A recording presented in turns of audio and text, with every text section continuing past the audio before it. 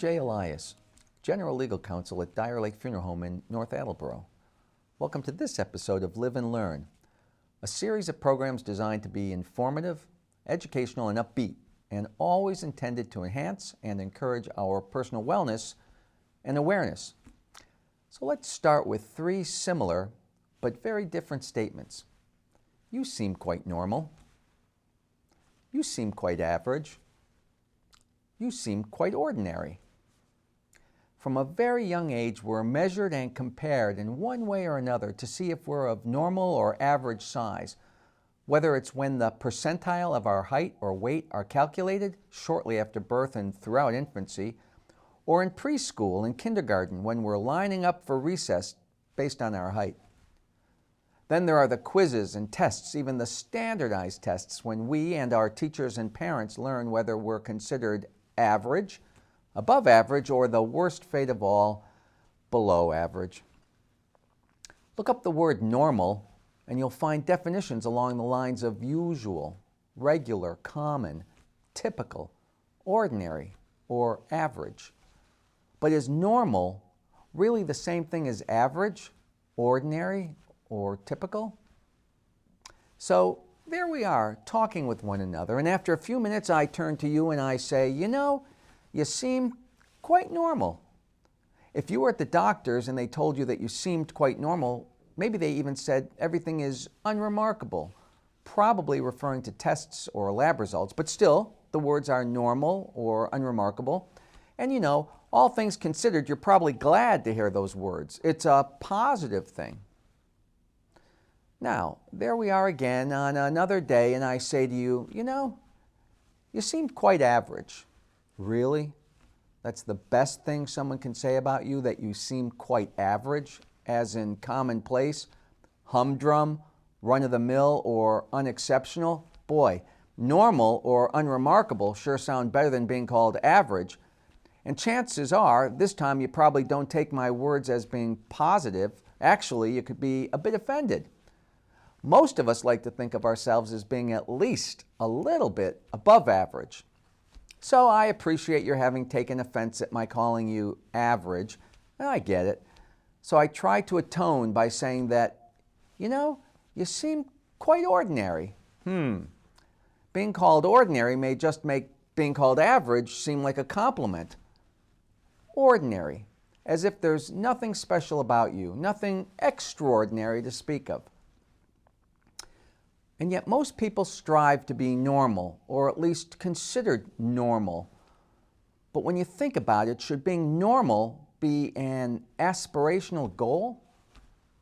It seems that the word normal first entered the English language around the mid-1840s, soon followed by the words normality and normalcy.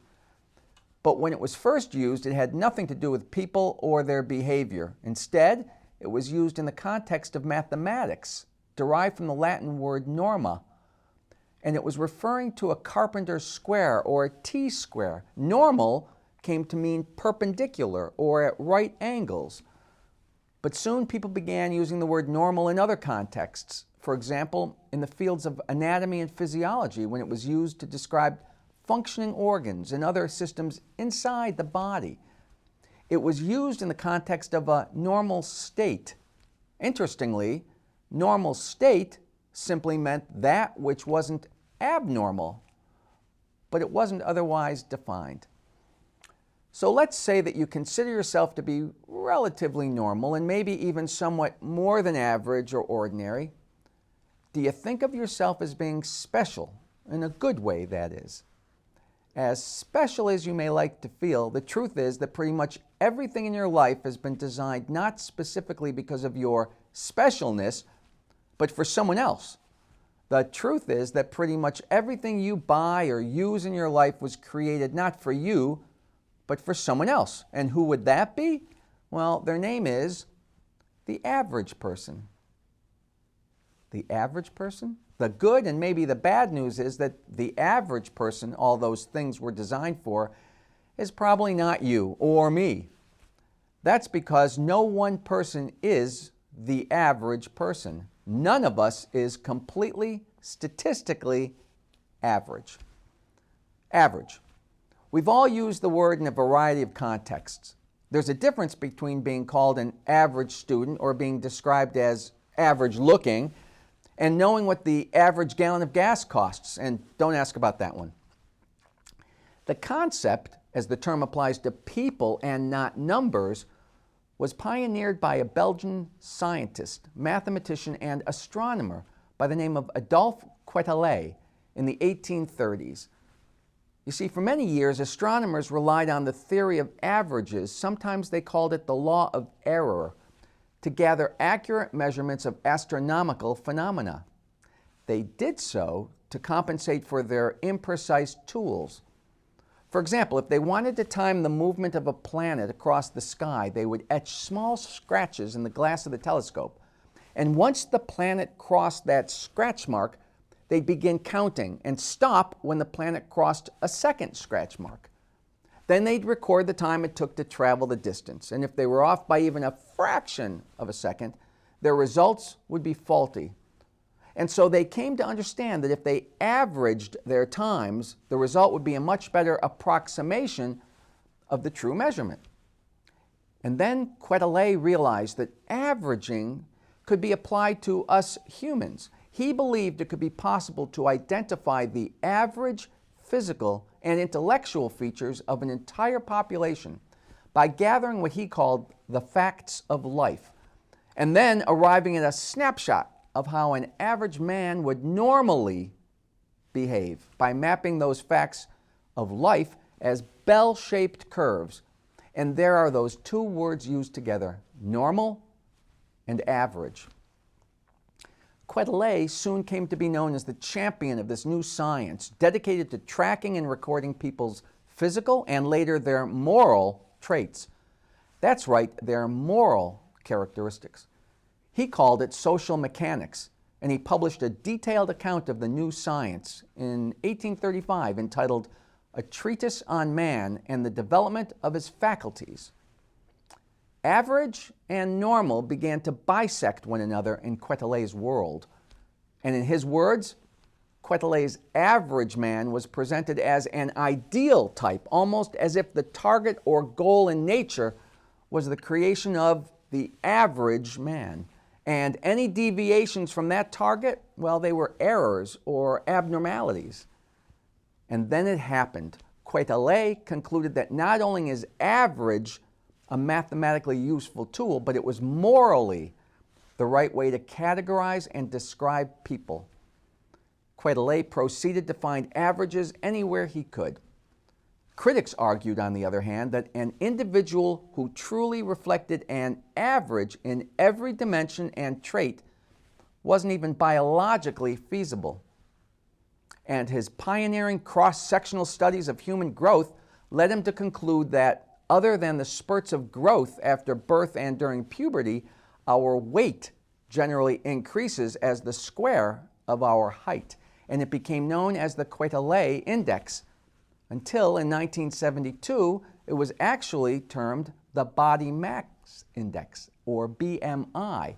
And that's something we still use today. And in fact, the Belgian government recognized Quetelet's contributions through the issuance of a postage stamp in his honor in 2017. So let's advance slightly into the 1860s, the time of the American Civil War. And it just so happened that President Abraham Lincoln was quite the fan of Quetelet and his science of averages.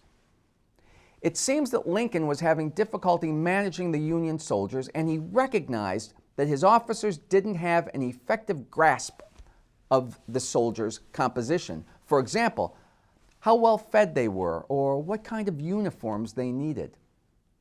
Lincoln realized the Union Army officers needed more information about their soldiers in order to better distribute their resources. So he ordered a significant study to assess the Union Army physically, medically, and mentally. And consistent with Quetelet's law of errors, averages were calculated and reported, and that information provided insight into everything from the distribution of food rations to the design of weapons to the soldiers' uniforms.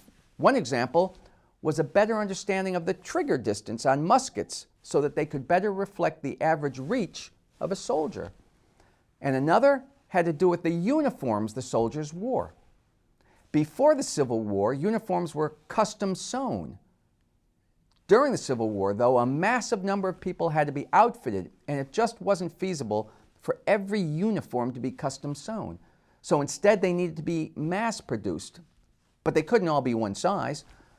So studies were undertaken and averages were arrived at. And based on the various average sizes, soldiers were put into 3 subtypes: large, medium, and small. Classifications that eventually found their way to civilian clothing that still continues today. Let's creep forward to 1926, when the U.S. Army was designing its first ever fighter plane cockpit.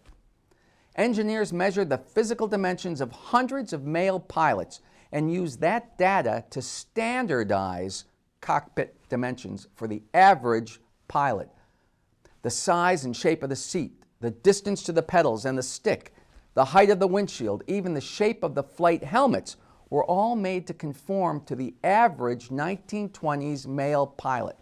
And that, in turn, effectively changed the way the pilots were selected.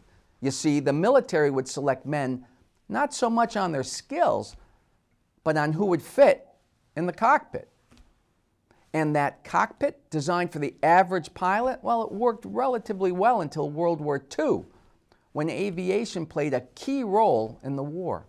The problem was there was a dearth of pilots. So the government began an intensive recruitment campaign for pilots, exponentially expanding its military aviation efforts and spending significant amounts of money on new planes.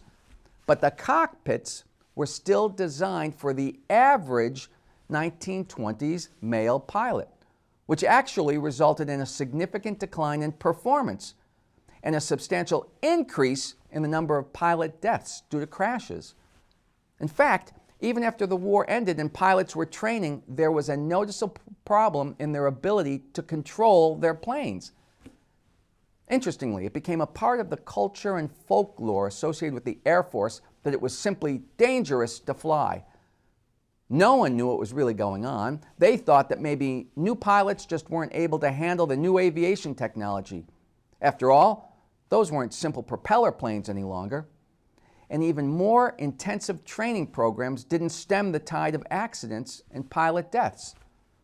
So after blaming pilots, training programs, and new technology, it became apparent that the problem was those cockpit designs. They just didn't fit the average pilot any longer. The first instinct was to think that they've just been outgrown, and the larger men from the 1940s were too big for the 1920s-sized cockpit. So in 1950, researchers at Wright Air Force Base in Ohio were tasked with finding a new average pilot size by taking 147 different dimensions of body size. And as the lead researcher traveled around the country from military base to military base, measuring thousands of airmen, he realized there was an incredible variability from person to person, even within that limited demographic of young men. As he was measuring hands and legs and waists and foreheads, he kept asking himself how many pilots were actually average, and found a problem with the concept of average pilot size. So he undertook a side study by taking the 10 dimensions of size that he felt mattered most, like height, shoulder size, chest circumference, sleeve length. And when he crunched the numbers of the 4,000 or so pilots he measured, not a single airman was even remotely close to average in all of the dimensions. None. So he concluded that if the military was designing something for the average pilot, it was literally designing to fit nobody. In that new era of jet-powered aviation where pilots were making split-second decisions that could be life or death, it mattered that pilots could reach what they needed to in the cockpit. Soon, Air Force engineers and contractors designed adjustable foot pedals, adjustable helmet straps, flight suits of various sizes, adjustable seats. And once all the adjustable elements and other design solutions were put into place, pilot performance soared. Today, We take for granted that equipment should fit a wide range of body sizes and not some standardized average person, because in reality, no one is actually average. There is no average person. That being said, let's take a look at the average American. This one should be no surprise. Think about it. The average American believes they're actually smarter than the average American. That is, 55% of people polled said they thought they were smarter than the average American. Takes a little while to get your arms around that one. The average American produces almost 6 pounds of waste every day, with about 4.5 pounds per person going into the trash every day, and only about 1.5 pounds being recycled. 1 in 4 Americans surveyed by National Public Radio, NPR, weren't paying much attention in science class.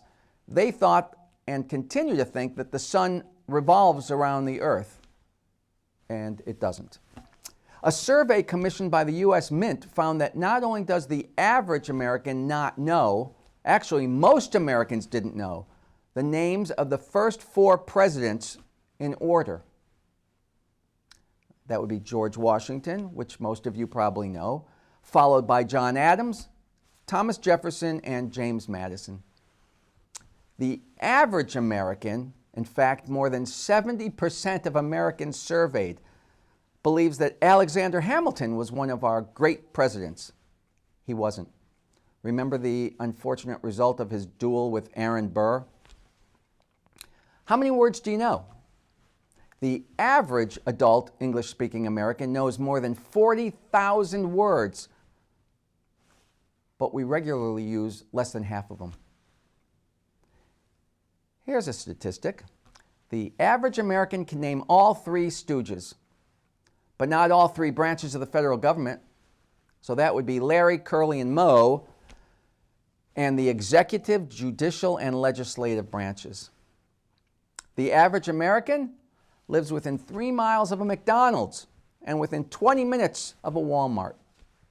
You know, we have this image that the average American is lacking in smarts, but the average IQ score has increased 3 points per decade since nationwide IQ testing began in the 1920s.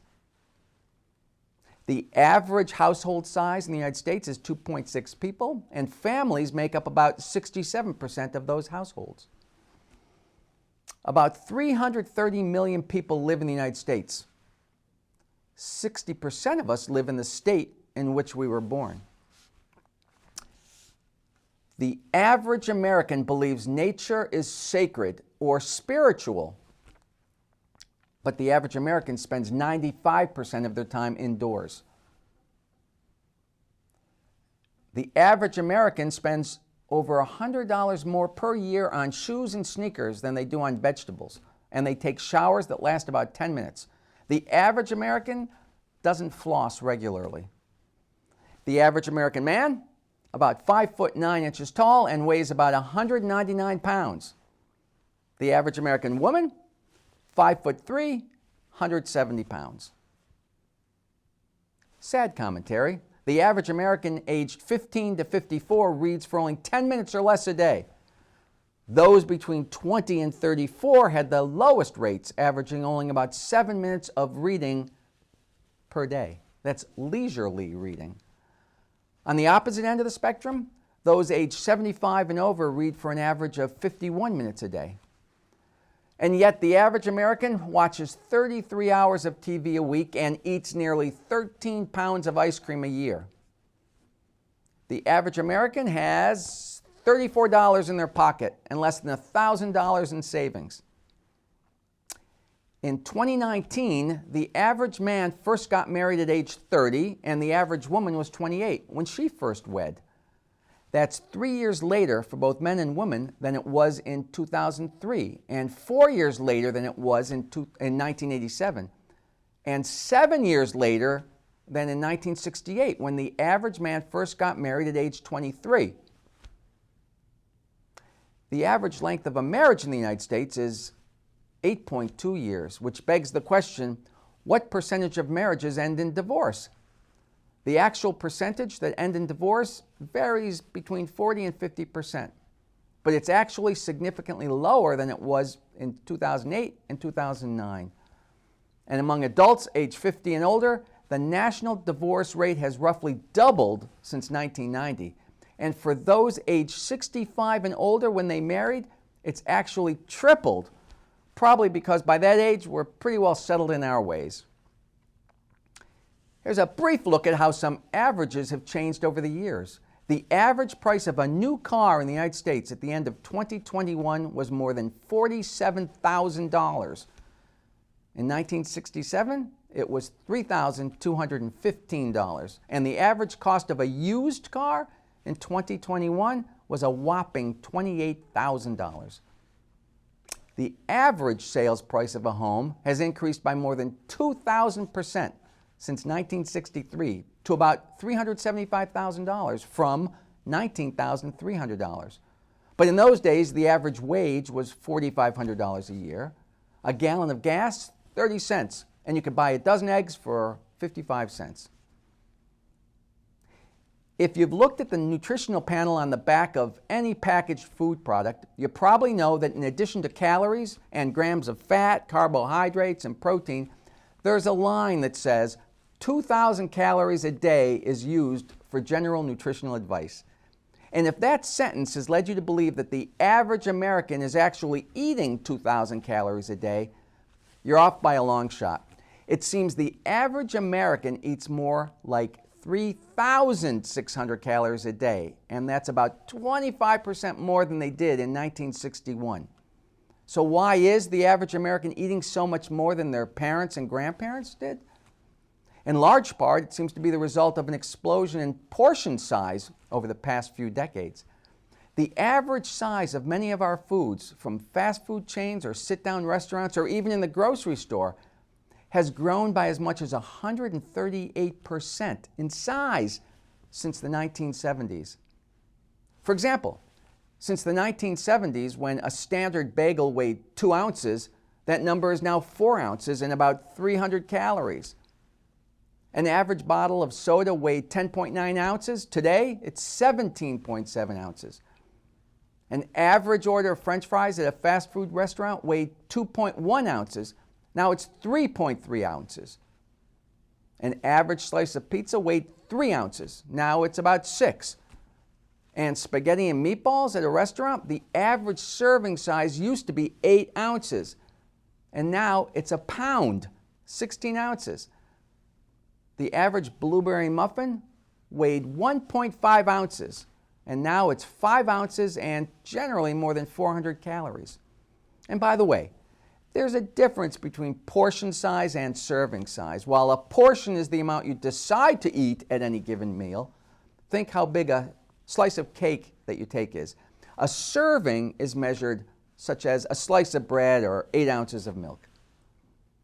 One study found that portion sizes at fast food restaurants increased by more than 200% between 1986 and 2016.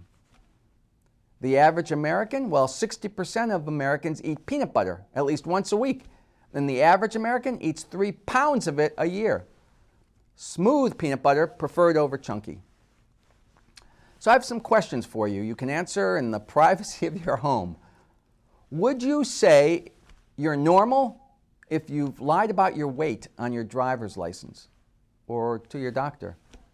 Are you normal if you've lied about your weight to yourself? Is it normal to have laughed so hard that something came out of your nose or elsewhere? Do you think it's normal to believe in aliens or ghosts? Is it normal to talk to yourself? Do you think it's normal to have had an imaginary friend when you were a child? Well, how about as an adult? Is it normal to miss a fictional character after you've finished reading a book or watched a TV show or a movie? Do you think it's normal to wonder if you're crazy? Is it normal to wonder who will show up at your funeral? Is it normal if you can rub your belly and pat your head at the same time? Is it normal if you can't? Is it normal if your second toe is bigger than your big toe? Is it normal if you claim to be a healthy eater, but you have a candy bar or a bag of chips stashed somewhere? Glove box, your purse, your drawer. Is it normal to have dropped something in the toilet and had to reach in to retrieve it? Studies say yes. Is it normal to have ever dated someone you were embarrassed to tell people about? Studies say yes. Have you ever pretended you didn't speak English or have spoken with a foreign accent when you're in public? Is it normal if someone's called your name and you pretended you didn't hear them? You know, the word normal suggests there's a right and a wrong way to be a person, but as we know, the truth is there isn't such a thing. The idea that there's some ideal standard we should conform to, it's unrealistic. It takes courage to stand out from the crowd and follow your own path. It may be easier to simply do what everyone else is doing, what they consider to be normal, but it probably won't be nearly as fulfilling. Then again, it can take a huge amount of energy to try and be normal. And by choosing normality or normalcy, you may just be giving up some of who you really are. I'm Jay Elias. Thank you for watching this episode of Live and Learn. I hope you enjoyed it. I look forward to your joining me again for another program designed to enhance and encourage your personal wellness and awareness. Until then, remember, it's never too late to learn. And consider this: labels, like being normal, are useful for some things, like cans of soup, but they don't really work in a world of our own unique personality. People aren't easily categorized, and they shouldn't be. Why be normal? Why not just be you? And of all things, here's a quote spoken by the character Morticia Addams, written by Charles Addams, an American artist and cartoonist, best known for his darkly humorous Addams Family, which actually began its life in the pages of the New Yorker magazine. And this is what Morticia Addams said: "Normal is an illusion. What is normal for the spider is chaos for the fly."